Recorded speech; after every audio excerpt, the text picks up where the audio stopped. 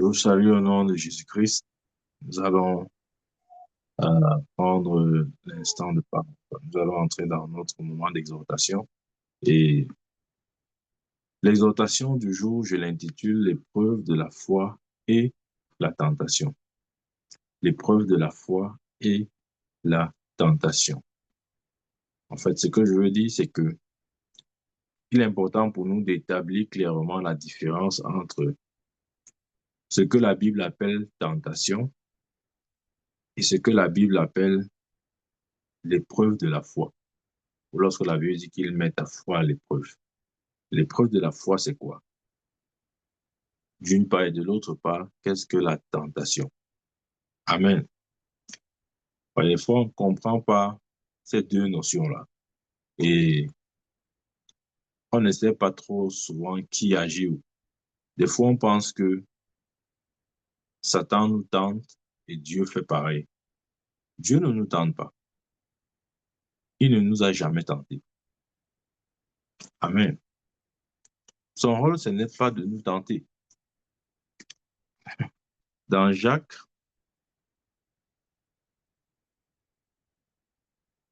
ça doit être clair dans nos têtes. Dieu n'est pas là pour nous tenter. Il ne se plaît pas à tenter ses enfants. Non. Jacques 1, verset 13. Après, Jacques parle et dit que personne, lorsqu'il est tenté, ne dise c'est Dieu qui me tente, car Dieu ne peut être tenté par le mal.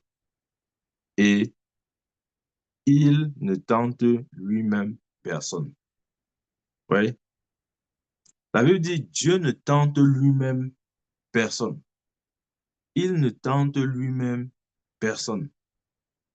Donc, ça veut dire que lorsqu'on parle de la tentation, c'est uniquement l'œuvre du malin. Parce que Dieu ne tente lui-même personne.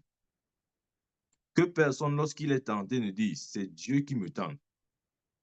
Car Dieu ne peut être tenté par le mal. Et il ne tente lui-même personne. Ouais, avec ce verset clarifie déjà un point. C'est que la tentation ne vient pas de Dieu. Toute forme de tentation n'est pas de Dieu dans ta vie. Qui est à l'origine de la tentation? C'est Satan qui est à l'origine de la tentation. C'est lui qui tente.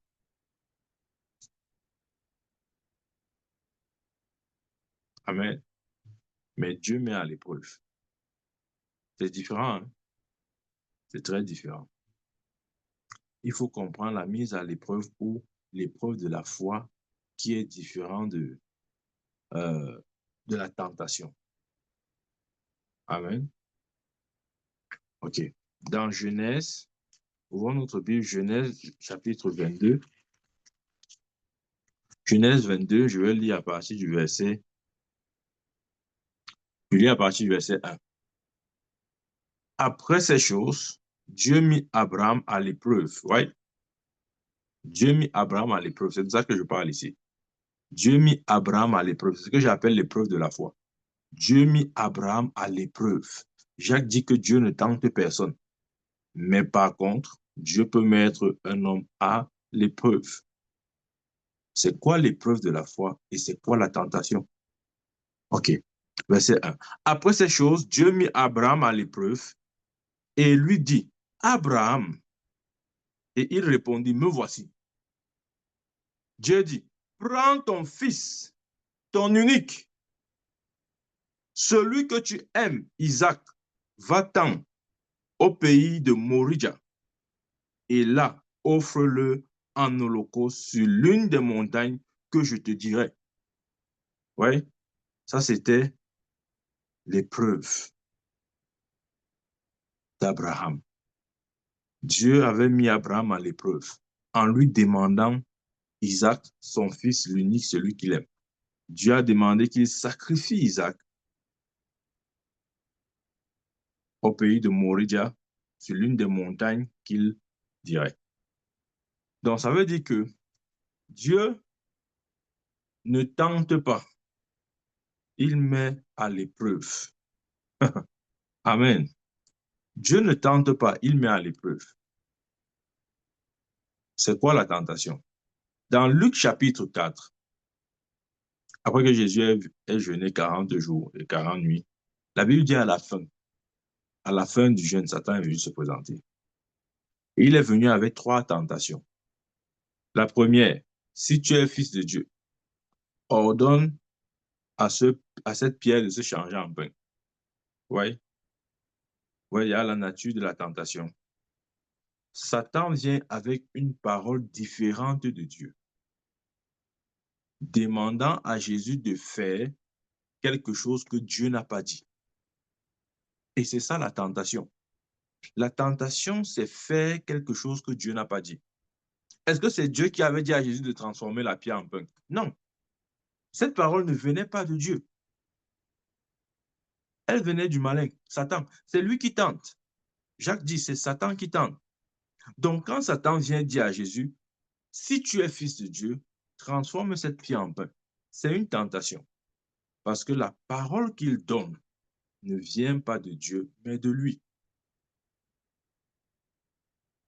La parole qu'il donne n'a rien à voir avec ce que Dieu a dit. Et les 3 tentations étaient similaires. Le dénominateur commun, c'est qu'aucune d'elles ne venait de Dieu. Quand il commence à dire, si tu es fils de Dieu, transforme cette pierre en pain. Jésus a répliqué maintenant par la parole. Elle est écrit, l'homme ne vivra pas seulement de pain, mais de toute parole qui sort de la bouche de Dieu. Ensuite, il montre à Jésus tous les royaumes de la terre. Il dit, tous ces royaumes ont été donnés, je donne à qui je veux. Si tu te prosternes et m'adores, alors je te donnerai ces royaumes.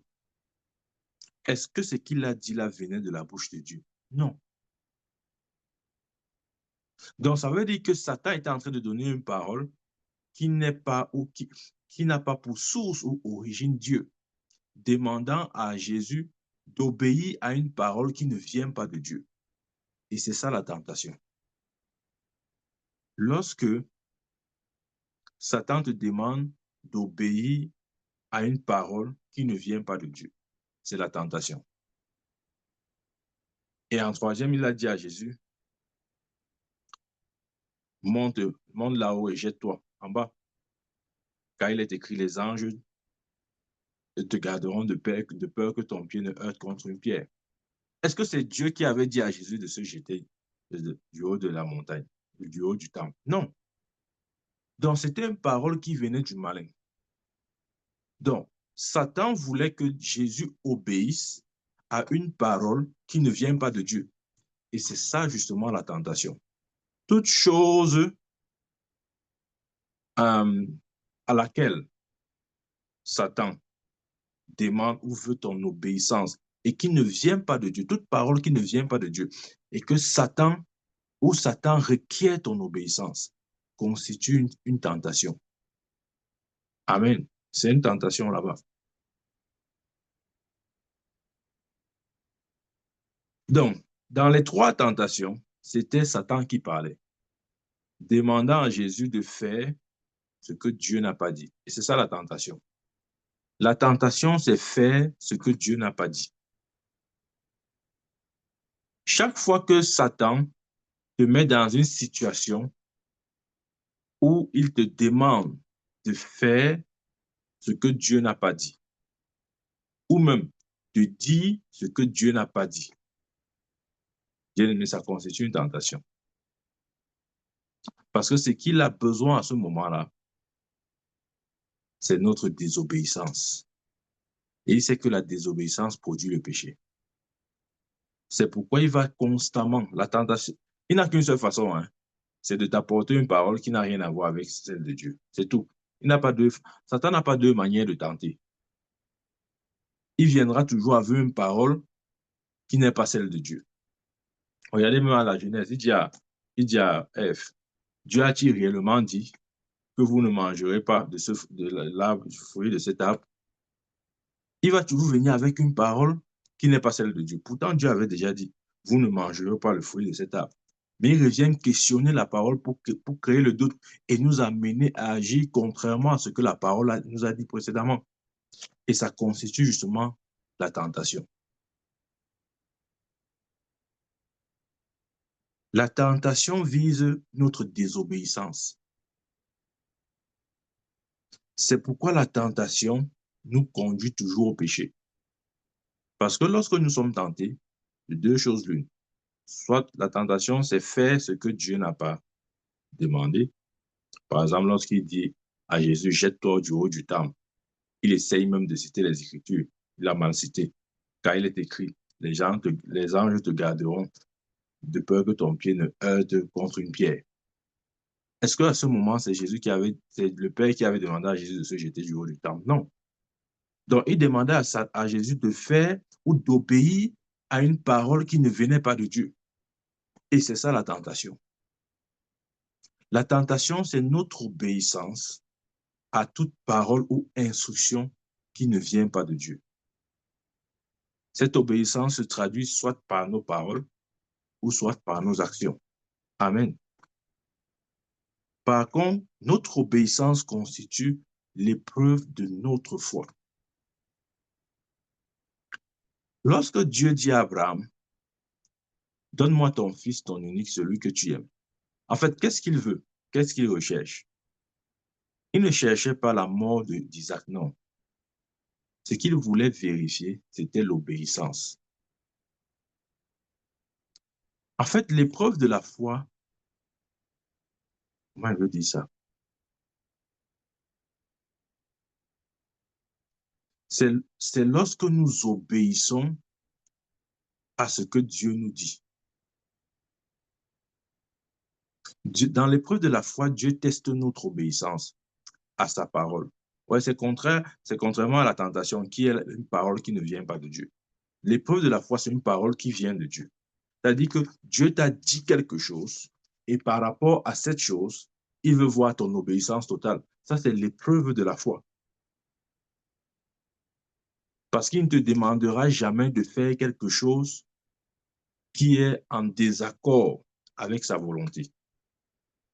Ça, c'est le principe même de l'épreuve de la foi. Ça ne sera jamais quelque chose qui est en désaccord ou bien opposé à sa volonté. Non. Mais par contre, la tentation, c'est systématiquement des choses opposées à la volonté de Dieu. Voilà pourquoi la tentation a pour but de nous amener à pécher. Parce que la tentation demande notre désobéissance. Dans la tentation, Satan veut notre désobéissance pour nous conduire au péché. Mais dans l'épreuve de la foi, Dieu demande notre obéissance. Il nous demandera soit de dire ce qu'il a dit ou de faire ce qu'il a dit. C'est ça l'épreuve de la foi. Exemple, Abraham. Dieu a dit à Abraham, donne-moi ton fils, ton unique. La direction est venue. La parole de Dieu est sortie. Et maintenant, à cette parole, Dieu voulait l'obéissance d'Abraham. Et quand il a réussi à ce test, Dieu l'a promis. Comment je sais? Le verset, pardon, le verset, je crois, 16 du même chapitre, que je vérifie ça. Voilà. Lorsqu'il a offert justement Isaac en sacrifice, il s'apprêta à le poignarder et Dieu l'a appelé du ciel. Il a dit, arrête, arrête, ne fais pas du mal à cet enfant parce que maintenant, j'ai vu que tu m'aimes. Regarde, le verset 16 dit, et dit, je le jure par moi-même, parole de l'Éternel, parce que tu as fait cela et que tu n'as pas refusé ton fils, ton unique. Je te bénirai, je multiplierai ta postérité comme les étoiles du ciel et comme le sable qui est sur la mer. Et comme le sable qui est sur le bord de la mer. Et ta postérité possédera la porte de ses ennemis. Donc cette parole d'alliance est sortie à la suite du test de l'épreuve de la foi. Et Dieu merci, il a réussi. Donc, dans notre marche chrétienne, on aura ces deux choses. On aura soit l'épreuve de la foi, Dieu nous mettra à l'épreuve toujours. Le but de l'épreuve de la foi, comme j'ai dit, ce n'est pas une tentation, ok? Ce n'est pas là pour nous faire chuter. Dieu n'est pas là pour nous faire chuter, non. Le but de l'épreuve de la foi, c'est d'apporter une promotion. Rappelez-vous, Dieu avait d'abord fait une promesse comme ça à Abraham. Il a dit, OK, je te bénirai, je te rendrai grand, je rendrai ton nom prospère. Il s'est tu. Mais il est revenu une deuxième fois avec l'épreuve de la foi, qui était le sacrifice de son fils. Et quand il a reçu l'épreuve de la foi, la promesse que Dieu lui avait donnée a été tournée en une alliance. Comment je le sais? La Bible dit, regardez, regardez. Verset 16. Je le jure par moi-même. Vous trouverez très peu de versets où Dieu parle de cette manière, où Dieu dit, je le jure par moi-même. Généralement, c'est une formulation des paroles d'alliance là-bas. C'est la première fois que Dieu a dit à Abraham, je le jure par moi-même. Avant, il ne l'a pas dit avant l'épreuve de la foi. C'est quand il a passé l'épreuve de la foi que Dieu est revenu sur sa promesse faite précédemment en ajoutant quelque chose qu'il n'avait pas ajouté. Qu'est-ce qu'il a ajouté? Je le jure par moi-même. En d'autres termes, ce que je m'apprête à te dire, même moi-même, je ne pourrais plus révoquer mes paroles. Ça veut dire quoi? Ça veut dire que lorsque nous passons l'épreuve de la foi, bien aimé, aucune puissance des ténèbres ne peut empêcher notre promotion. Quand tu passes l'épreuve de la foi, non, je vais te dire, attendez, c'est-à-dire, je crois qu'on a besoin de bien être récité dans l'évangile. On croit que non, il y a les puissances, les forces qui vont faire que vraiment tu ne vas pas avancer, tu vas tourner sur place. L'épreuve de la foi, lorsque tu passes ce test-là, je ne te mens pas, même si on t'a engendré dans le sous-sol, dans l'eau, dans les airs, dans n'importe où, aucune puissance des ténèbres ne peut te résister. Aucune puissance des ténèbres ne peut s'opposer à toi. C'est vrai ce que je dis. Dieu dit à Abraham, je le jure par moi-même. Puisque tu as donné ton fils unique, tu l'as refusé, je le jure par moi-même. Il fallait qu'il passe l'épreuve de la foi pour que Dieu lui parle de cette manière.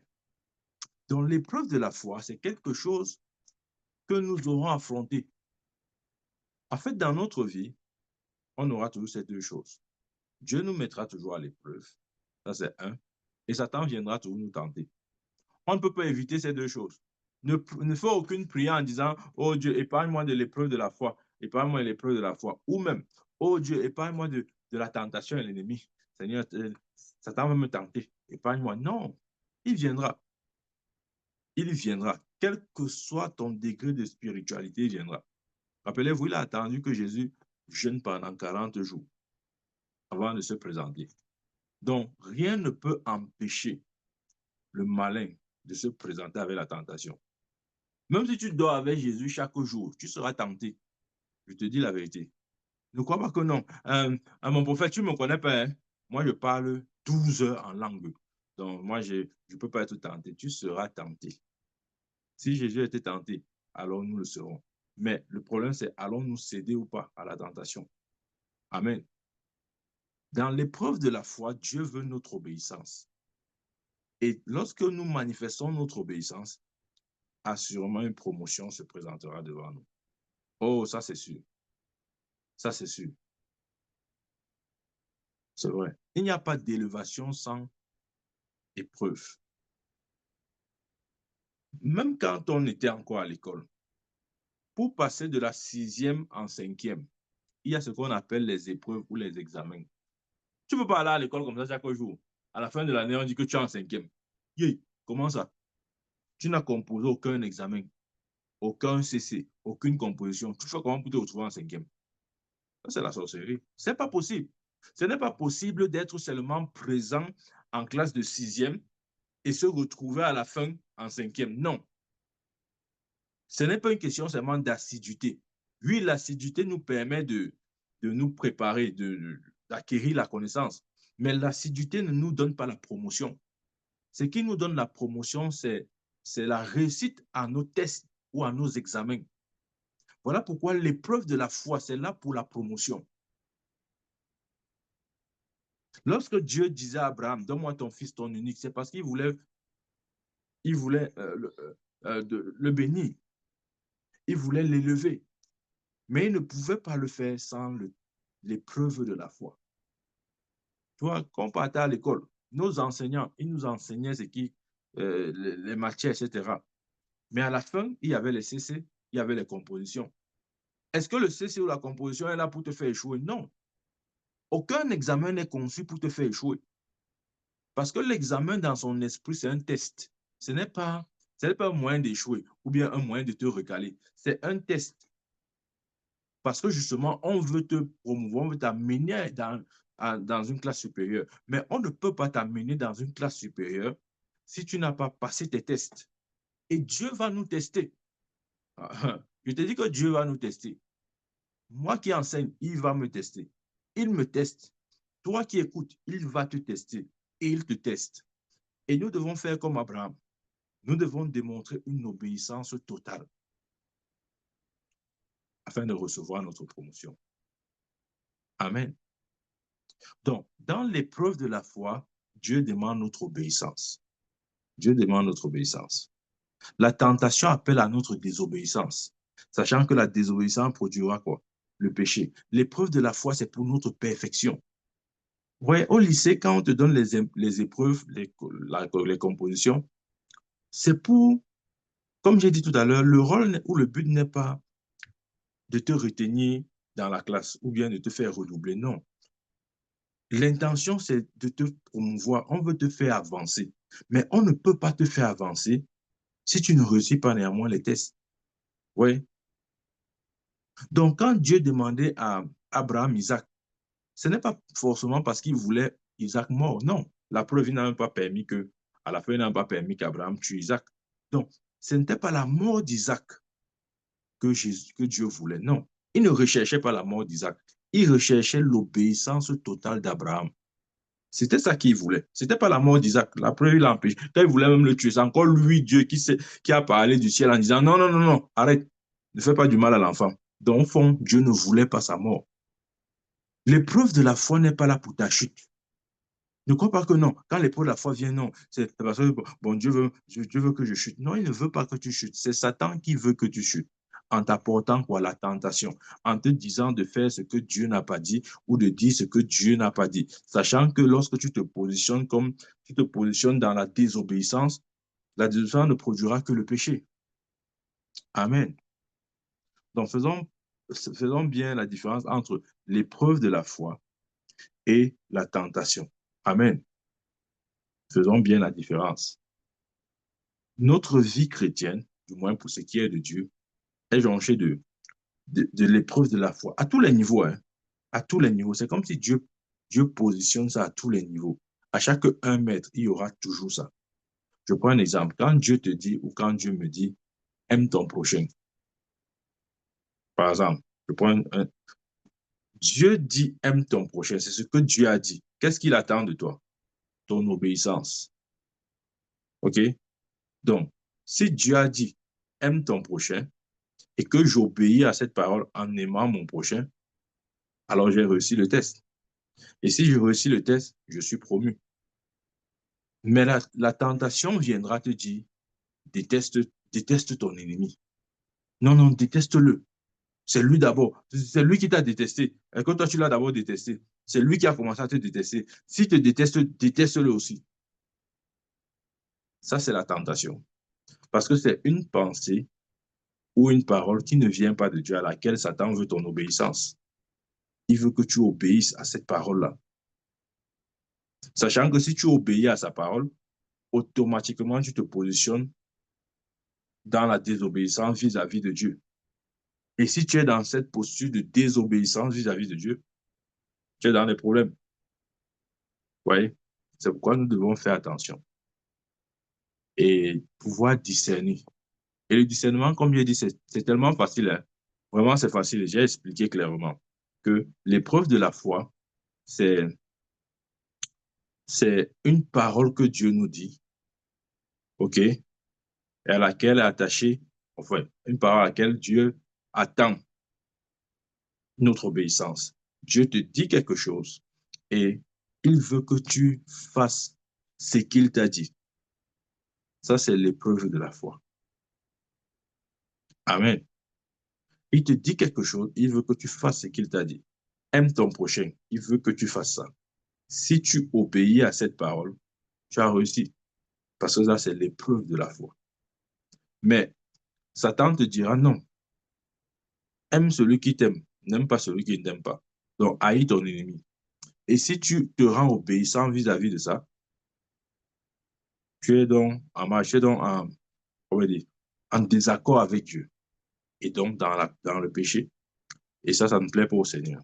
Donc, chaque fois, rappelons-nous que Dieu ne tente pas, mais c'est Satan qui tente.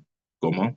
Il viendra nous dire, il voudra nous faire, comment dire, il voudra toujours que nous obéissons à une parole qui ne vient pas de Dieu, que ce soit en acte ou même en parole, que nous disons des choses qui ne viennent pas de Dieu. Ça, c'est la tentation. Mais Dieu nous met à l'épreuve. Comment? Il nous dit des choses, et il voudrait que nous obéissons à ce qu'il nous dit. Ça, c'est l'épreuve de la foi. Et derrière chaque épreuve, il y a une promotion. Amen. Donc, bien aimé, tu sais déjà, si une situation se présente, devant toute situation, tu peux discerner si c'est la tentation ou l'épreuve de la foi. C'est simple. Si c'est quelque chose qui est en accord avec la parole de Dieu à laquelle Dieu veut ton obéissance, sache que c'est l'épreuve de la foi. Mais par contre, si c'est quelque chose qui ne vient pas de Dieu, qui n'a pas pour source ou origine Dieu, et qui te met dans une posture où ça requiert, tu es dans une posture où, comment dire, une action est, comment dire, est attendue de ta part. Et bien sûr, cette action étant opposée à la volonté de Dieu. Là, tu es dans le sens de la tentation. Là, c'est Satan qui te tente. Amen. J'espère avoir répondu à cette question sur la différence entre l'épreuve de la foi et la tentation. Bien-aimé, sois béni au nom puissant de Jésus-Christ. Amen. Amen. Y a-t-il des questions avant que nous entrons dans un moment de prière? Amen. Amen. Amen. Amen. Amen. Amen. Amen.